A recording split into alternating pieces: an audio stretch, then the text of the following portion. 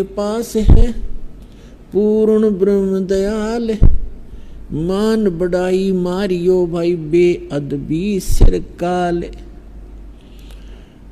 फिर क्या बताते हैं, विभीषण का भाग बडेरा, दासातन आया तिस नेड़ा, दासातन आया बिस्वे बीसा, जाको लंक दई बख्शीसा। ऐसा दासातन है भाई, लंक बकस्त्या देर न लाई। है। अब देखो, हम निमित्त बना देते हैं, राम ने विभीषण को राज दे दिया। राम ने विभीषण को क्यों दिया और को ना दिया? क्योंकि विभीषण परमात्मा की सतभक्ति कर रहा था और वहां की जनता को एक अच्छे राजा की आवश्यकता थी जो भगवान से डरने वाला हो। तो परमात्मा की भक्ति करता था सतपुरुष की विभीषण। तो सब माहौल, सब कारण करे करावे साइया, मन में लहर उठा और दादू सिर दर्जीव के वो आप बगल हो जा। तो यहाँ गरीबदास साहिब जी बता रहे हैं कि विभीषण का भाग बडेरा, बड़भागी था वो, जिसके दासातन आया तिसनेरा, उसकी अधीनी आई उसके अंदर। और कहते हैं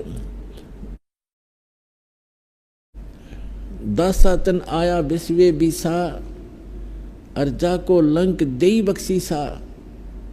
बख्शीश में मिली उसने परमात्मा की सतभक्ति करने से। ऐसा दासातन है भाई, लंक बख्शते वार न लाई। अगर यहाँ के संसारिक सुख भी तुम चाहो हो तो भी परमात्मा कहते हैं जैतन राजपाट भी चाहिए, हमरा इधर ले ध्यान। लेकिन ये राजपाट आपके जीवन का दुश्मन है। यहाँ तो गरीब बनकर रहना पड़ेगा, इच्छाओं का नाश करके जीना पड़ेगा। एक सारी सृष्टि का संचालक सबको, राजा को भी वही दे रहा है उसकी किस्मत अनुसार। और वो एक झोपड़ी में बैठ के दुल्हे का काम किया करता था, वो पागल थोड़ा ही था। जो परमात्मा जिसको हम एक धानक दुल्हा कहा करते, कवि कहा करते थे, और जिसके निमित्त 18 लाख व्यक्ति आ गए और उन 18 लाख व्यक्तियों को मोहन भोजन खिलाया 3 दिन, और एक असर फिर एक दौर दिया उस झोपड़ी में बैठे ने। वो दुल्हा था, वो तो परमपिता थे, सारी सृष्टि के संचालक थे। लेकिन वो लीला क्यों कर रहे थे कि आपको जीने के लिए, इस भक्ति प्राप्ति के लिए, परमात्मा प्राप्ति के लिए, मोक्ष कराने के लिए ऐसे जीवन जियो जैसा मैं था। भगवान की रजा में राजी रहे, जो दे उसने खावे, और घनी इच्छा नहीं रखे। और यदि आपको आवश्यकता भी पड़ेगी इस जीवन में किसी भी प्रकार की, तो ऐसे मदद होगी जैसे परमात्मा ने 18 लाख व्यक्तियों को, 18 लाख 200 व्यक्ति आकर बारात में, और एक महीने पहले चिंतित हो जाता है पूरी फैमिली, आसपास के मित्र, भाईचारा भी दुखी हो जाता है कि 200 आदमी आओगे, खाने की व्यवस्था करनी है।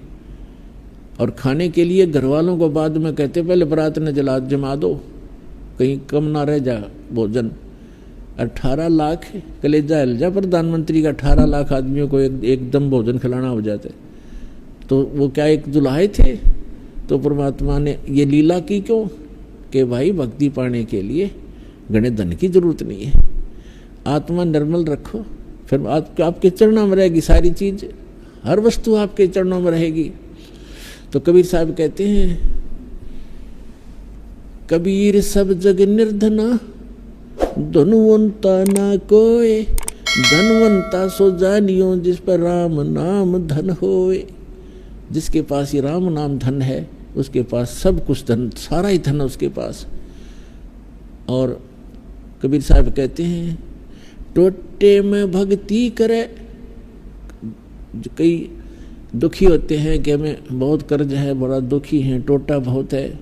कबीर साहब कहते हैं, टोटे में भक्ति करे सोए सही सपूत, और मायाधारी मस्करे ना जाने कितने जालिए ऊत। वही सपूत है जो ऐसी सती थी, भगवान पर आस्था रखकर फिर देखना भगवान क्या उससे कोई छुपी है, आपकी दुख, आपका दर्द क्या उससे छुपा है?